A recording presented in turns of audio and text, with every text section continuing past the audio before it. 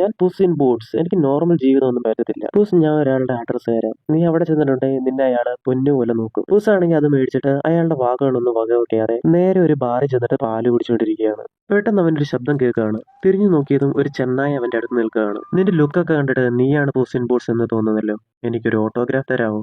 പുസിനെ പിടിച്ചു കൊടുത്താൽ പണം കിട്ടുമെന്നുള്ള വാർത്ത അറിഞ്ഞിട്ടാണ് അവൻ വന്നത്.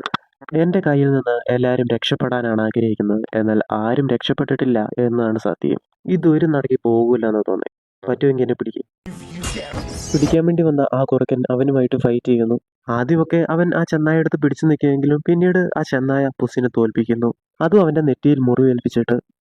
അങ്ങനെ ജീവിതത്തിൽ ആദ്യമായി പുസ് പേടി എന്തെന്നറിയുന്നു. അവൻ തന്റെ ബാക്കിയുള്ള ജീവനും കൊണ്ട് ആ ചെന്നായുടെ കയ്യിൽ നിന്ന് ഓടി രക്ഷപ്പെടുന്നു. അവൻ ഓടി ഓടി ആ ചെന്നായിൽ നിന്ന് പരമാവധി ദൂരെ ഓടി പോകുന്നു. തന്റെ ബാക്കിയുള്ള ഒരു ജീവിതവും സംരക്ഷിക്കാനായിട്ട് പുസ് ആ ഡോക്ടർ പറഞ്ഞ സ്ഥലത്തേക്ക് ചെല്ലുന്നു. ഇതിന്റെ ഫുൾ വീഡിയോ കാണാൻ താല്പര്യമുള്ളവർക്ക് ഡിസ്ക്രിപ്ഷനിൽ ലിങ്ക് കൊടുത്തിട്ടുണ്ട്. അതുപോലെ വീഡിയോ ഇഷ്ടപ്പെട്ടാൽ ലൈക്ക് ചെയ്യുക, ഷെയർ ചെയ്യുക, സബ്സ്ക്രൈബ് ചെയ്യുക.